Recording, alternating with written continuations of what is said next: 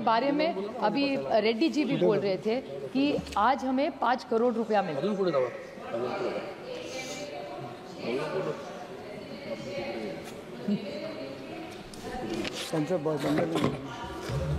धन्यवाद। माननीय सदस्य श्रीमती सुप्रिया सूले जी। Stand on behalf of the NCP-SP in support of the list of supplementary demands for grants. Sir, obviously after Madam every budget, clearly it's evident that every department states have their own issues, challenges in implementing the budgets. So clearly this list of supplementary demands is something we all support because we do understand it's the need of the hour. And I must say that compared to the last time, this time it clearly comes far more organized because the amount is much lesser than last time. So I would compliment the entire department for being, I think, either more organized or more structured or working better, whatever it is. But we're much more satisfied than what we were the last time for the demands of grants. Right now, India, clearly because of the global scenario, I do understand India is no more an insulated economy. So we do understand that every economy which is not insulated has its own challenges. And I think we really need to put all our minds, and this entire House needs to be together in what awaits India's economy in the world scenario. Because clearly a few points which everybody earlier has said that the growth has come down to 5.4, which is clearly alarming, and I'm sure the Honourable Finance Minister is also as alarmed as we are. But clearly a decrease in consumption growth, persistent inflation, necessity of sticking to a monetary policy, the alarming lower private investments and sluggish FDIs clearly are worrying all of us. The job, I just would like to have pointed questions to the Honourable Finance Minister, because as we are elected representatives, there are a few questions, if you could kindly in a reply reassure the nation as what steps is this government taking for job creation given the scenario and the economy where it's going? How are you going to increase the consumption or the purchasing power right now, considering the growth has slowed down? The food and retail inflation, how are you going to reduce it? What steps are you going to take? How are you going to increase? India was always a savings economy. With the changing scenario, the global scenario, people are clearly, it's becoming a more spending economy. There was a time where interest rates used to be at 11 and 13%, used to be double digit. Now it's come down to 6 and 7. So people are not saving as much as they do, which is going to hurt our economy in the long run eventually. And the increase in income, given this scenario and slowing down, how are incomes going to increase for the earlier questions? And how are you going, what steps, specific steps is this government going to take to increase domestic investments?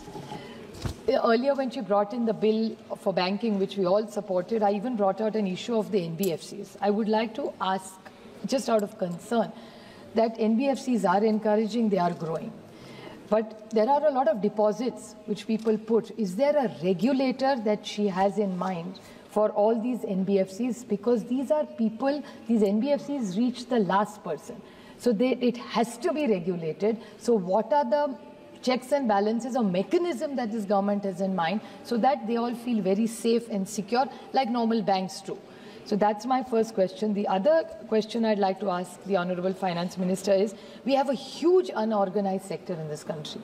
So even in today's reply, in the morning, there was a reply given by the government that they are trying to consolidate the entire unorganized sector and bring them under some protection scheme, that all the schemes that are done by the government of India are supported. It's called some 21-point program that this government has started.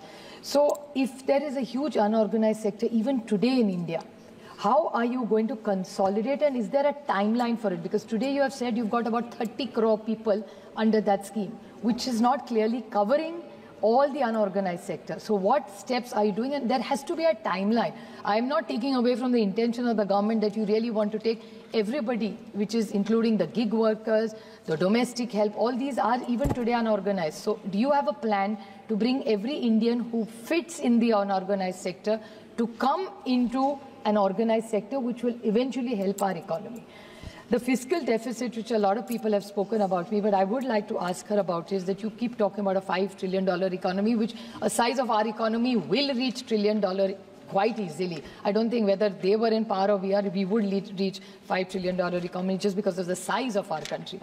But if you have to look at the fiscal deficit, one way of is to print more notes. If you print more notes, clearly the inflation will go up. Tax is increasing, you're saying more people are coming in the tax. But what specific steps are you taking? Because whatever numbers are showing that the foreign borrowing has substantially gone up in this country.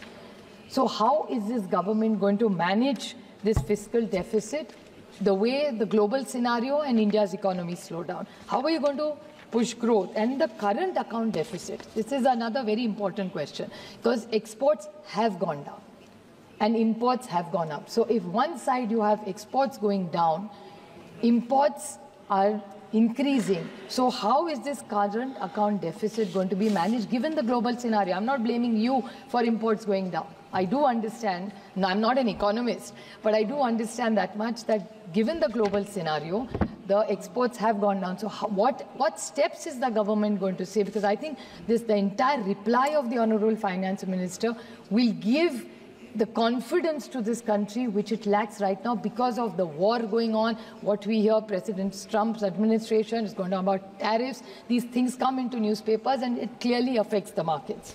I would like to highlight one very important point which has alarmed me personally. The Honorable yesterday in his reply, the Honorable Prime Minister talked about an 11-point program. I welcome that 11-point program. He made one very important point in it where he said that we want zero corruption in this country. I support him wholeheartedly if he really walks the talk. My question to him is, he in 2014 had mentioned that we will work with Switzerland and bring every penny of black money which is in Switzerland back to India. I don't want to get into that 15 crore wala. I'm not getting into that. I'm saying something 15 lakh. I want to make a more serious point in this. I'm not doing a political point here at all. My point is, in the newspapers in the last few weeks, there's an issue about taxation about Nestle. I don't care whether it's Nestle. For me, Next is as X factor, as we can call it. It's not about the company, the point I'm making. We in Switzerland had a very good relationship for decades.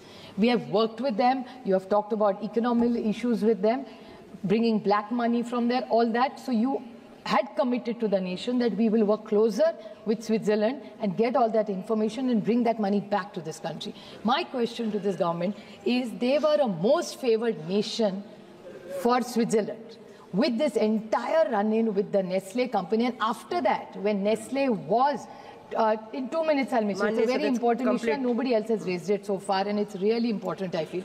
So in this Nestle issue, it's not about the company alone. The health minister has confirmed that the Nestle report does not show anything bad about the Nestle product. So they have given them a clean sheet in simple language. Now, if we are at loggerheads with Switzerland, they have, from the most favored nation, removed India from there. At one level, we are looking to be a global player, improving our relationships with all the countries. Then why are we not working on this double taxation issue? How are we going to get foreign investments more? How is India going to build a confidence? And Nestle is a global brand, whether we like it or not. I'm not praising a single brand. It's not about Nestle. It's about every foreign company which is looking to invest in India. And it's a win-win for both of us, for Nestle as well as us, because Nestle has a lot of companies, and most foreign companies also, when we are talking about FDIs, invest in India. They create jobs, they create wealth for Indians, and it helps the Indian economy. So what is the logic of this government, and could you kindly clarify the stand on this? Talking about agriculture, Sanjay Bhaiya is unfortunately not here, but he extensively talked about agriculture. I appreciate that they have started many schemes, but I would like to specifically ask this government that they have committed to a complete loan waiver, especially from the state I come from, be it soybean, be it cotton, be it milk. उनकी सरकार ने कहा था कि हम पूरा कर्जा माफ करेंगे महाराष्ट्र के हर किसान का. So will this government commit, because eventually that economy is not doing well in Maharashtra. So they have completely crossed all their loan things. So I would like to ask the Honorable Finance Minister that in the intervention that she has made, she has promised and committed that they are going to give a lot of money for agriculture, which I welcome. But will there be a complete loan waiver? And आज ही सुबह हमारे नासिक के जो सांसद है बगरे sir, उन्होंने जो विच इज़ अ कॉम्बिनेशन, वो एग्रीकल्चर मंत्रालय, कॉमर्स मंत्रालय और फाइनेंस मिनिस्टर तीनों को मिलकर इसका निर्णय लेना पड़ेगा कि महाराष्ट्र में प्याज, सोयाबीन हो, दूध हो या कपास हो, बट सबसे अभी क्राइसिस चल रहा है प्याज का। सो द कॉमर्स मिनिस्ट्री ने 40% से 20% एक्सपोर्ट का टैक्स अभी लगाया है। उसके बाद पिछले हफ्ते 4,000 रुपये क्विंटल में जा रहा था, आज 1,500 रुपये में प्याज आया है। आज किसान महाराष्ट्र में रो रहा है। तो मेरी फाइनेंस मिनिस्ट्री से विनती है कि आप कॉमर्स मिनिस्ट्री और एग्रीकल्चर मिनिस्ट्री से बात करें, कंसोलिडेटेड। धन्यवाद माननीय क्योंकि हमेशा वो कहती है माननीय सदस्य प्राइस Naresh Mhaske ji, stabilization fund. If you can intervene, then it will be of great help to us. Just two last points. You have even asked for money for census and surveys in this thing. My question, no, chalu hai. In this budget, now this government talks about delimitation as well as the महिला आरक्षण bill जो आपने लाया, तो राजी खुशी हम सब ने पास किया था। माननीय प्रधानमंत्री जी ने कल उसके बारे में भी बोला कि बहुत अच्छी तरह इम्प्लीमेंट होगा। अगर वो 29 में इम्प्लीमेंट होना हो तो when will this government have this census delimitation? Our constitutions are 23 lakhs, मेरा निर्वाचन क्षेत्र आज 23 लाख। इसके बारे में अभी रेड्डी जी भी बोल रहे थे कि आज हमें 5 करोड़ रुपया मिला।